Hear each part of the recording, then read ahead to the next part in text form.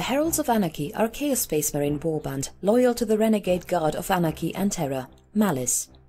Before 764 M41, the warband was still fighting for the Imperium of Man under the name of the Heralds of Thunder, a successor chapter of the Imperial Fists.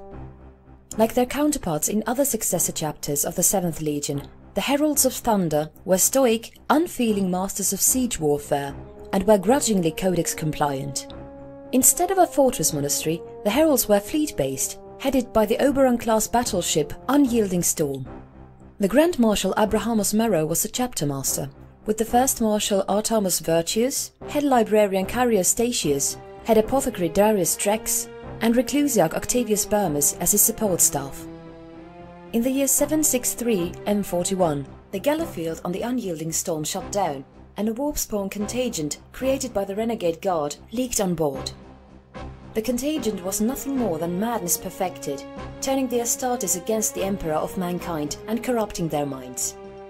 The first to fall was the head librarian Carrier Statius, and after being infected, helped the contagion to break the minds of Apothecary Darius Drex, First Marshal Artamo Virtues, and the marshals of 4 other companies, 3rd, 5th, the 8th, and 10th. Darius Drex then corrupted the gene stock of the Unyielding Storm, causing new neophytes to embrace Malice as well. The threat was uncovered during the chapter's break into real space, when the Reclusiarch Octavius Burmus realized the extent of the corruption, with half of the chapter turning to chaotic powers.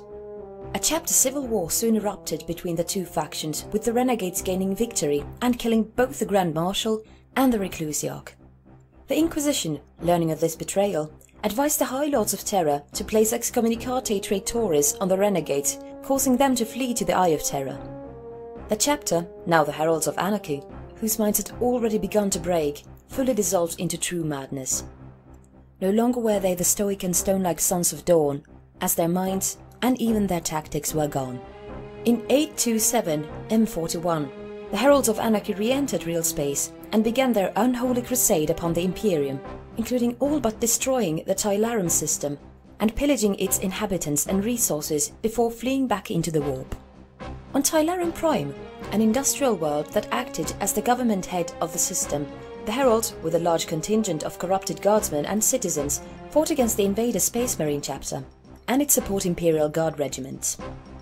Carrier Statius, now known as Cario the Wretch, summoned a greater demon of Malice into real space, and the psychic backlash from this event caused the vast majority of the planet's population to go irreparably mad. With the Great Demon, the chaotic forces beat back the Imperium and nearly destroyed the Invaders chapter.